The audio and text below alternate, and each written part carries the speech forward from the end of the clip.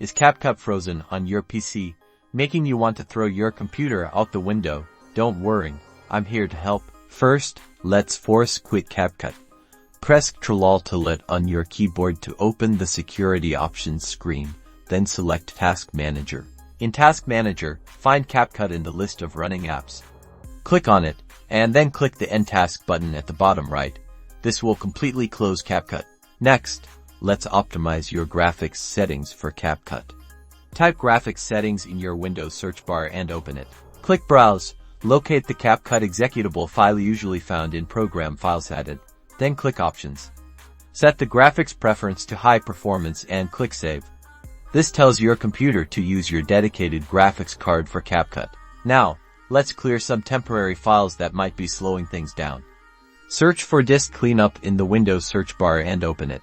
Make sure Temporary Files is checked. You can also check other options to free up more space. Click OK to run the cleanup. Don't worry, this won't delete any important files. Finally, restart Capcut. Hopefully, these steps have fixed the problem, and you're back to editing smoothly. If it's still acting up, try restarting your entire computer or reinstalling Capcut.